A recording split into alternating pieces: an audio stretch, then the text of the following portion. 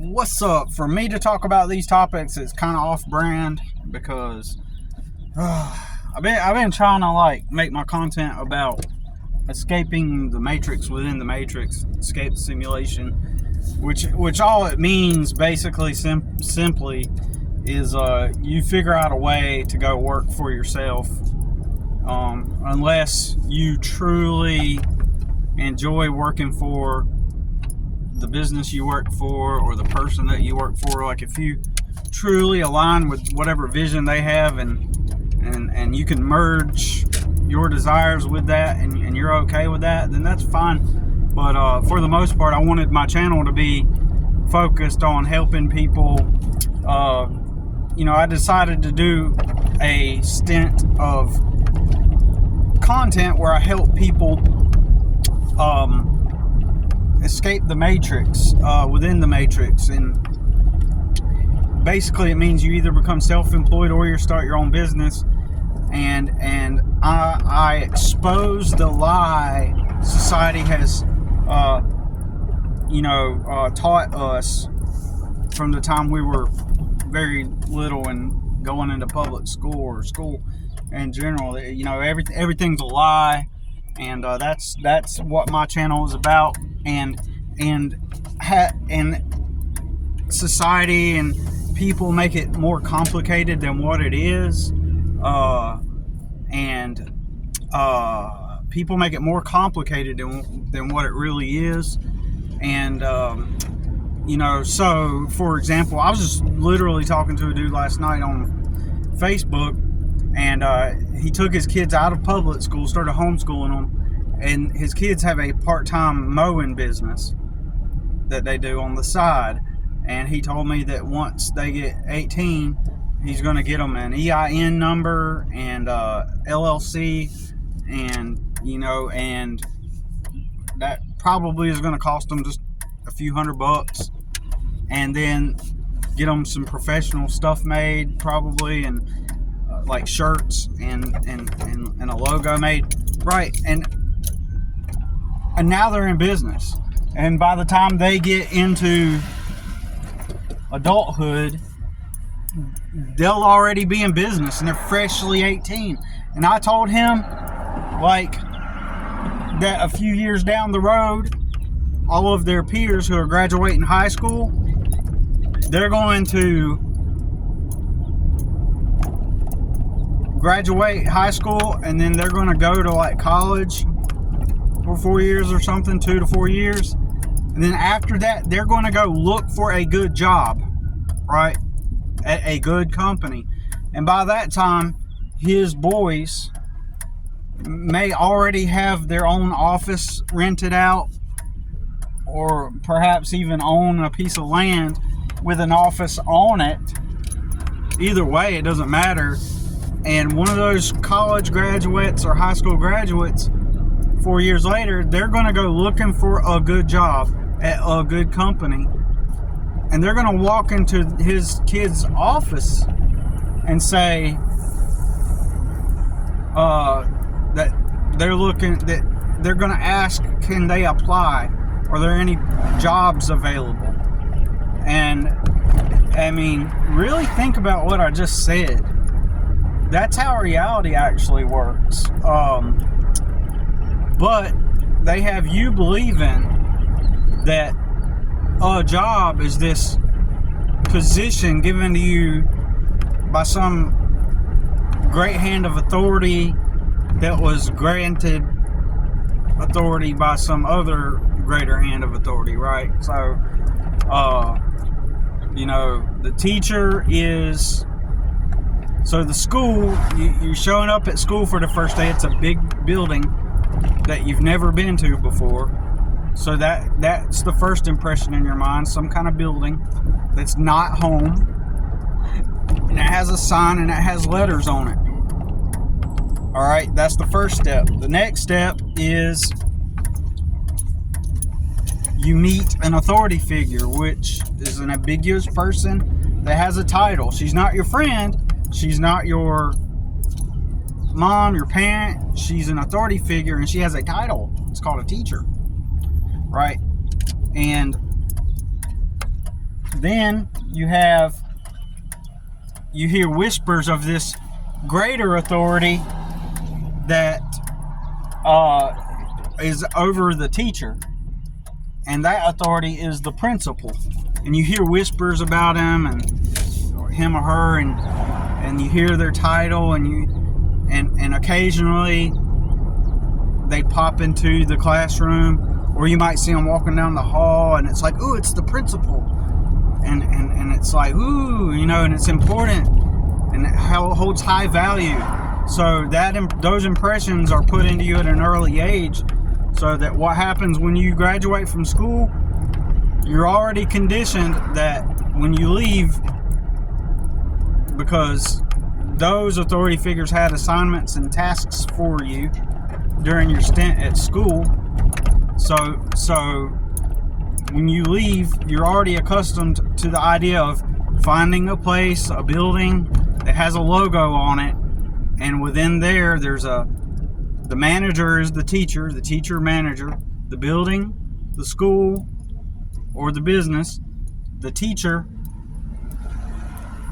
and the manager, and then the principal is the owner of the business, right? That's the layout, that's the template, the blueprint, right? And so what they do is they put that, they instill that process and that imagery, and you're not taught anything else. So it's assumed that when you get older, you will, quote unquote, go look for a job, and you're already accustomed to that idea. You're not really trained up or taught that this is who you are, or who are you and what would you like to do. They don't necessarily frame it that way, and so that misguides you and takes you away from perceiving reality for what it truly is. And you should be taught the way that dude is teaching his kids, which is he's going to go ahead and teach them how to offer a service and in exchange for some kind of compensation. And then when they turn 18, they will do the formality of turning it into a business by getting an EIN, which is basically a social security number for your business, which is free with the IRS. And then an LLC, which last time I purchased the LLC, it was like $150, with your state, at your state capital. And then you get your business insurance, which is like $40 a month. That's it. Now you're in business. Now you're a corporation. The corporations, now you're a corporation, and that's all it took. And that's all any corporation is. Right? So my long intro into that, but I was gonna say, I don't want to make my channel about this topic. It's actually something I've been always fascinated and intrigued by, human behavior and why people act the way they do. And when Rudy on Post Nostalgos on YouTube mentioned, I'm gonna have to go back and listen to it again, because I was passively listening the first time, where he's showing a clip of some women talking about anima, and apparently it means like masculinity or something like that. I'll have to go back and listen to it again, but it conjured up this the situation that I know about of this Colombian girl. Her name is Anima. That's her name. And I don't know if that's short for something else, but she goes by that on her Facebook. Well, eventually she got married to, and she lives in Colombia. And I used to chat with her, but part of me believes that she is also, well, I don't want to delve into that stuff, right? But anyways, let's just say, from my perception, she is pretty well off and living in Colombia. She's from Colombia. And she's pretty well off, if you know what I'm saying. And you know, financially. So anyways, that's not even my main point. Rudy's talking about, you know, the girls want the bad boys and all this stuff. And so I want to bring up a couple of things. One, there's a channel, if you haven't seen it yet, called Ho Math, and Ho_math, but you could just type in Ho Math. His most recent video is pretty accurate based off of my personal experience in life. Now, there's some things that he's missing, which I don't know if he'll talk about it in the future, but there's some things he's missing in his latest video, which is so really spot on. But there is something that he is missing, and that's perception, and I'll get into that in a moment. But if you go watch that video, he explains the whole bad boy, you know, dynamic, and how and why girls are attracted to that. He kind of explains that in a number of his videos, and I really don't talk about that a lot, you know, if about me researching that kind of stuff or studying that kind of stuff, because if I do, if I'm talking with someone and they know that I've studied that stuff, they will then conclude, and this has happened to me, that my knowledge and information that I've achieved or obtained is based off of me studying stuff and not real life experience. So they automatically by default conclude, oh, well, you were studying that dude and he put that into you. And no, it's not. It's like real life actually taught me, real experience actually taught me in a lot of stuff. And if content like Ho Math proves or aligns with what I'm saying, then that's all it's doing, is proving or aligning with what I'm saying. And it's as simple as that. And I, you know, if I have life experience and someone's talking about it and it validates my experience, oh yeah, that's exactly how I perceive it because that's what I experienced, then that's just confirmation to me that somebody else sees it and gets it. You know, a lot of the stuff that Rudy says like confirms what I've experienced, and a lot of what Ho Math says aligns with what I've experienced, and so they make some valid points. And so anyways, this girl Anima, and this ties into Ho Math and perception. He goes into, you know, how and why girls are allegedly attracted to the bad boys, which they are, but I'm just saying, but he's saying in his video that we need not look at it through that lens, through, oh, girls like bad boys and they loathe nice guys, and like we need to like remove that lens of thinking and framework of thinking and then see it through this other perspective where it breaks down the nuance and the mechanics of how and why you often see girls get with bad boys and whatnot and are not attracted to nice guys. He does break it down pretty good in Ho Math. And but one of the things he's lacking is because he's talking about on there how, you know, women are attracted to strength, and they're attracted to confidence and strength, and basically, and my argument is, you know, and he does like a whole list. These are the things that girls are actually attracted to, and he's right. And here are all the things that turn girls off. Here are all the things that turn girls on and they're attracted to.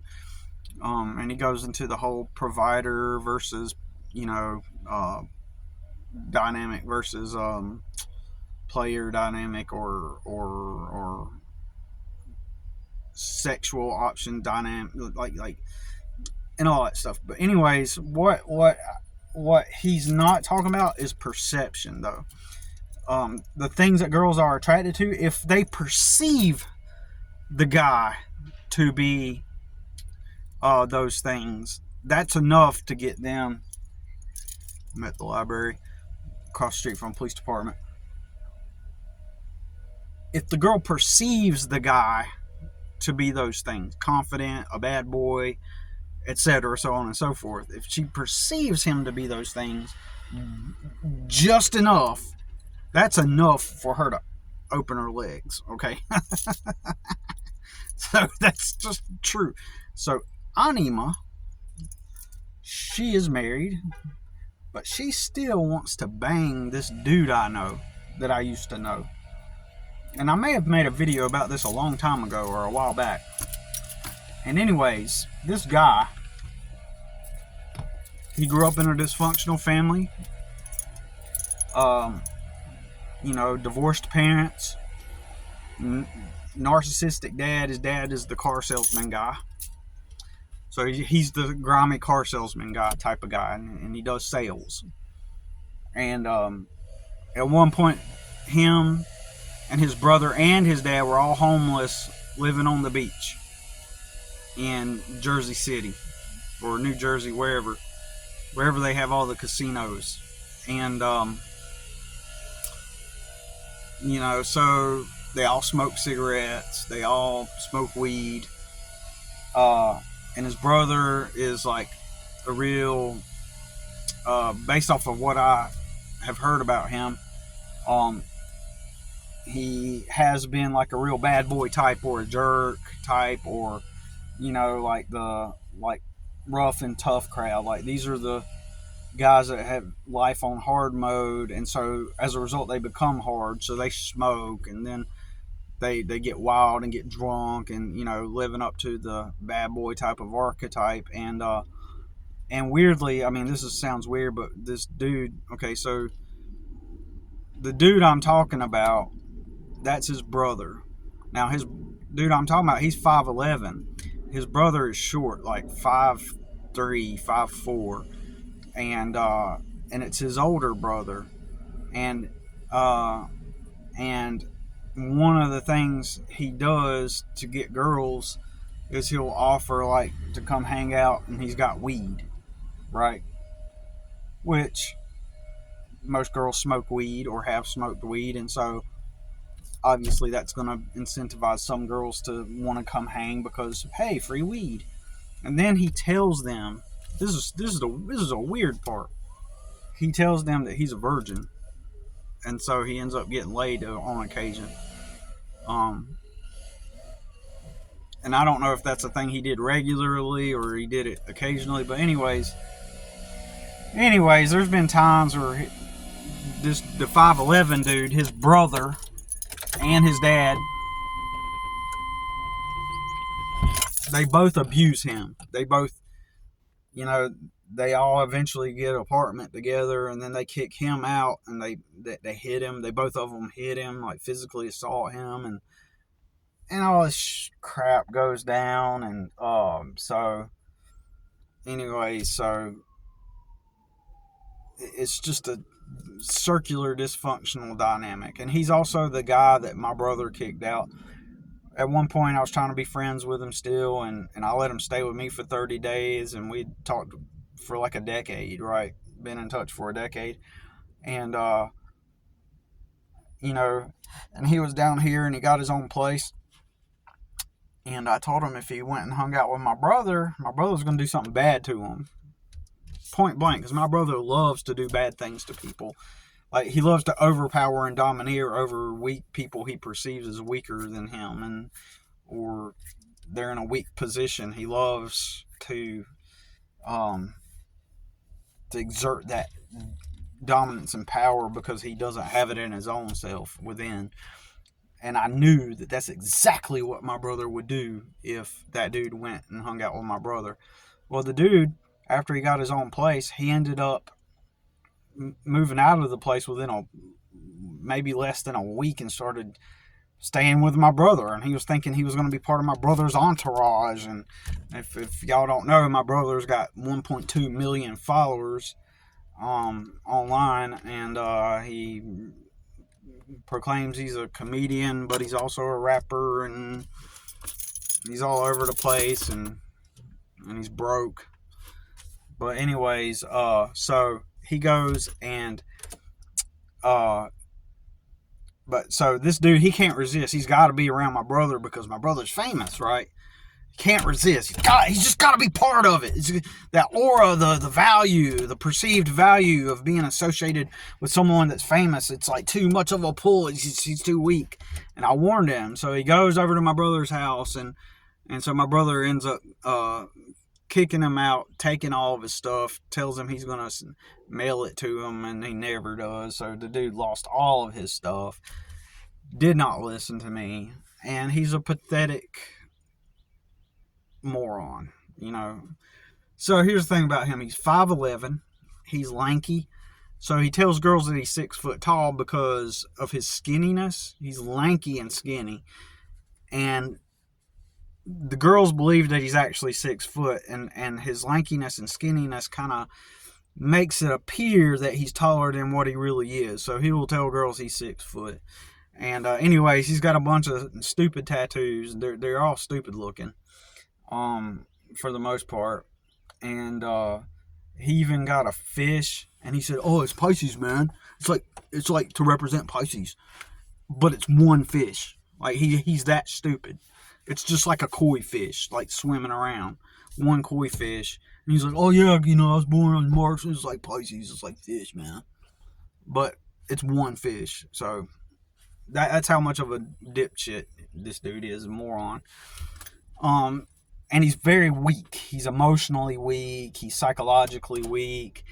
Anytime he gets with a girl, he nearly instantaneously starts trying to form a relationship, and then quickly he's trying to jump into marriage. He's trying to be the marriage guy, the relationship guy, and and that's what he's trying to get from them. And he wants to commit and install the relationship and blah blah blah, and then he turns them off. And so there was one girl who he got with because he worked at a restaurant at like a Longhorn type of place, or I forget the other name of that place, but it's like one of those types of places, Texas Roadhouse. And anybody that's worked in the restaurant industry knows that those places are full of just dysfunctional and hard people, right? Like people are complete jerks, and it's just the hard people go there and they act all, anyways, it's highly dysfunctional usually in those job environments. And so anyways, so he is scared. He's in there scared, right? And anxious. He's having anxiety while he's there because he knows that everybody around him is kind of like jerks and assholes and hard and whatnot. So he's standoffish, right? So he kind of isn't nice to people. He's just kind of off to himself. But he smokes cigarettes, and he's got tattoos. See where I'm going with this? And he appears to be taller than what he is because, he's skinny and lanky or whatever, and so anyways, the most attractive girl in the restaurant, and these restaurants hire a lot of people, right? Well, he's kind of like a cook at the restaurant, or a helper or something like that, like a helper cook or something like that. He's not the main chef, obviously, but he's or the main cook, but he's he's on the line, And because he's standoffish and he's scared and he's anxious, but he's got the tattoos and people see him smoking, this gives the impression, the optics, the perception that he's a bad boy. And him ignoring the girl in her mind, and women are supposed to be intuitive, but this girl, the hottest girl there, he showed me pictures. He started dating her anyways, but before that they hooked up. So she starts perceiving this standoffishness as being a hard bad boy. Like, he's the hard bad boy. This makes her want to screw him, F him. So she starts talking to him. So there it is. She hits on him first. So she's chasing the bad boy in her mind. Ooh, he's the bad boy. He's got the tattoos. He smoked a cigarette. You know, and the fact that most girls fall for that and it doesn't take anything beyond the surface level says a whole lot. So when you're dating a girl, and especially if she goes like most of them do, like, oh yeah, I used to date those jerks and the bad boy.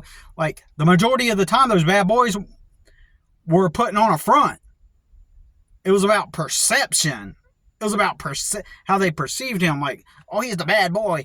Like, and the fact that they can so easily, this is my experience, they can easily fall for just immediate optics, right? So he invites her over somewhere, and he's like renting a room in a trailer. And this is in Kentucky. Renting a room in a trailer. And she goes over and hangs out with him, and they got some alcohol, and they hook up, and they smoke together. And she's not the only one that did this. A married woman with a nice, quaint little family in Tennessee. Quaint little family. He showed me pictures of her, too, and she's all, like, cute-looking, teacher-looking. And, in fact, she was like a preschool teacher. She's perceiving him as the bad boy, too, on Facebook, because of the pictures that she that he posts and stuff. So they're perceiving him as all the bad boy qualities. So it's easy for him to hook up with girls, even though he is a pathetic individual. That dude is a pathetic, weak F, right? He's just pathetic. Like, so anyways, he's dating this girl, and he's hooking up with the girl, and she thinks that she's hooking up with the bad boy. Yeah, he's the bad boy. He's got tattoos. He smokes. He's renting a room in a trailer. It's so hot. So hot. So you got to think the majority of girls have hooked up, free casual relations with guys like that. So when I see any girl, virtually any girl I ever see, that's the only thing I think of. Like, oh, I used to date the bad boys, or oh yeah, I just got involved with this one guy and it was like, he didn't go anywhere. Like, that's what I think of. So I can't take any woman seriously, because I know that they can easily fall for that, right? So near immediately he falls for this chick. And he wants the romance, and he wants to get married. And she just breaks up with him. She moves to go to the military to Texas, and he follows her on her dream. And then obviously she's going to break up with him. And then after she broke up with him, he showed up to her military graduation after she was done. And he said that he went to approach her to tell her congratulations, and she just like literally ignored him and walked right by him, didn't say a word, because he's weak and pathetic. But only it takes just a few tattoos and appearing like you're 6 foot and smoke cigarettes, and that's all it takes. Just those immediate optics for the girls. And so that girl, the other girl, who found him on Facebook, she ended up getting caught cheating with him, and it broke up their family, and they had a nice family, good husband. This is why you don't take no girls seriously. That's why I don't take any women seriously at all, because I know at any point, at some point it's so easy for a nimwit dumb butt like that dude to get laid. If it's that easy, just because of those simple optics and that girl that had the family, she went to his trailer, to his room, and hooked up with him. And she's like, I'm gonna be the bad girl. This is what she was telling him. and she was like, I've never smoked. And then so she tried smoking with him, and she thought that was hot because, oh, I'm having that experience with a bad boy, hooking up with a bad boy, when in reality he's inferior. So her genes subconsciously can't pick up on the fact that he's an inferior choice. Meanwhile, in my life, I've been the strong dude. In real life, I'm the strong guy. I'm the confident guy. Even though I've been poor, I work really hard, but I've discovered that me being that, girls aren't attracted to that, right? Girls aren't attracted. They're not attracted to the truth. They're attracted to perception. So I am the best candidate for a woman. I work hard. I am strong. I am physically strong too. You know what I mean?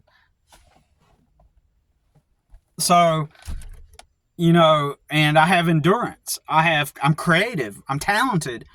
But the women don't see that. Now, don't get me wrong. If in the past, when I've hooked up with women or I've approached women or started talking to women, it takes me having to engage with them before they then perceive me as someone of value in that sense, because I don't have the immediate optics to appear like a sexual option, right?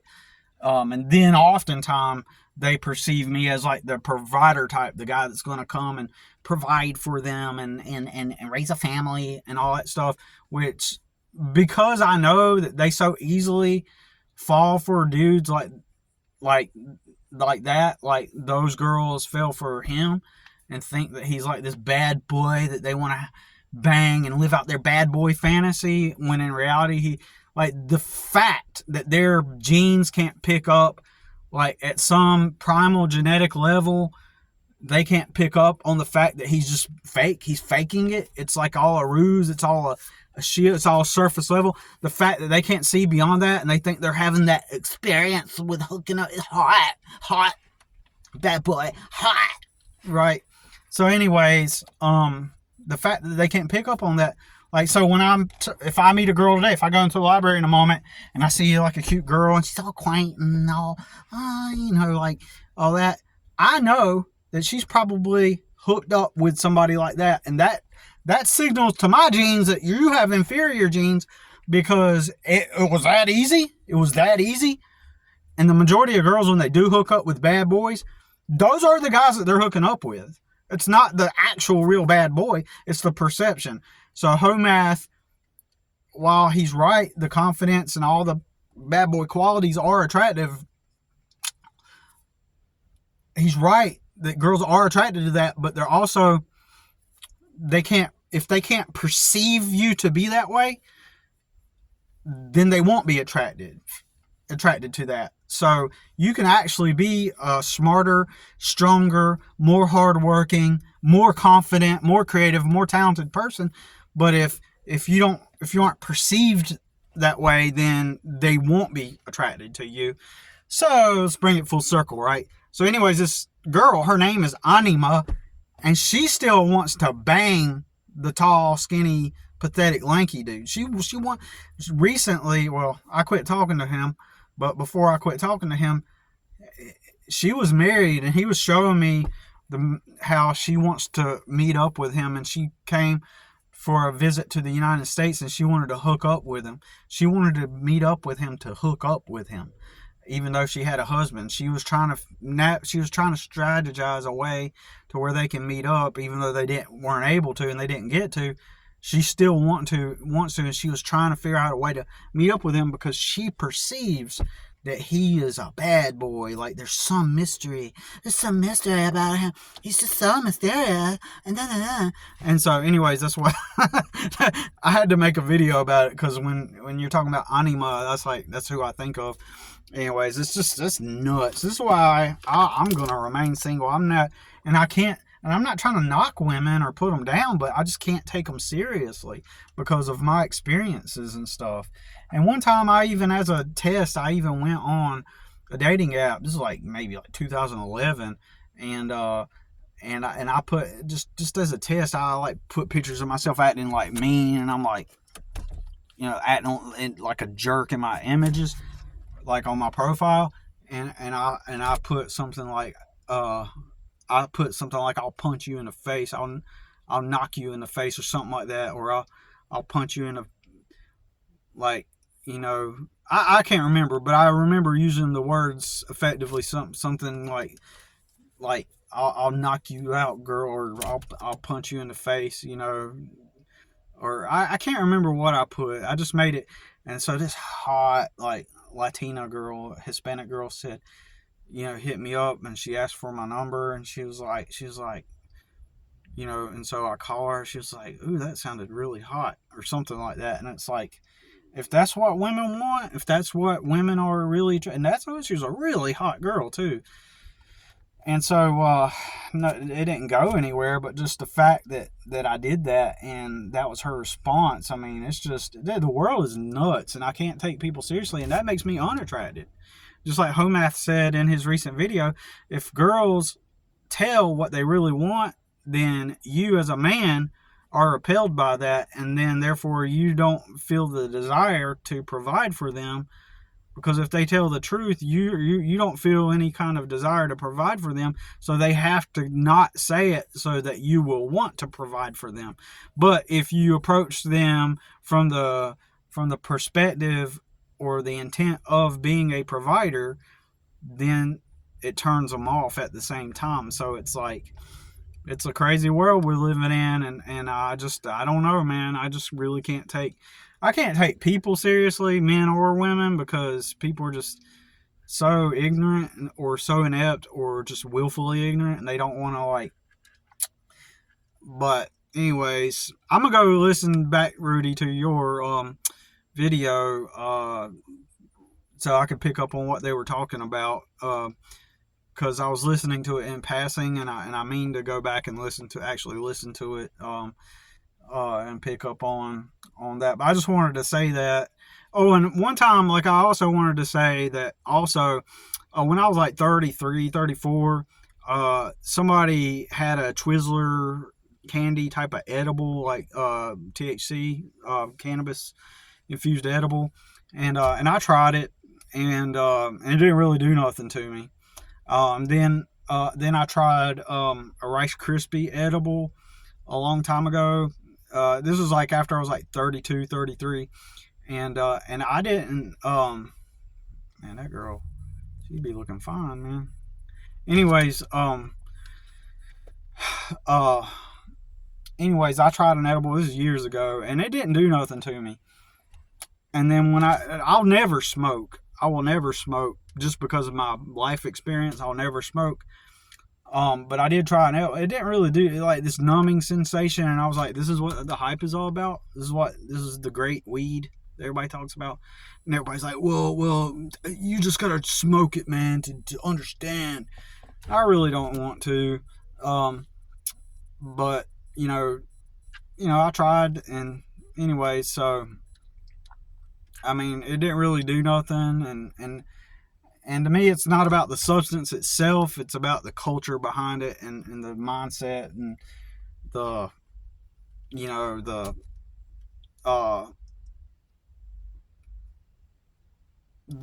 just the culture behind it and stuff. And so I don't see myself ever doing an edible again or doing anything. It's the culture. It's just the perception and the way. I don't know, man. It's just so lame, you know.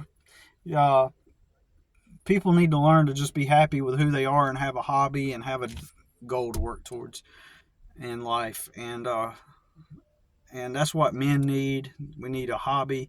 We need something to constantly be working towards in real life, like, that makes us feel alive and makes us want to be motivated, that makes us thrive and grow. And that's all we fundamentally really need as men. And you know, but anyways, that's all I gotta say about it. I got stuff I gotta do. Thanks for listening. Thanks for watching. Peace.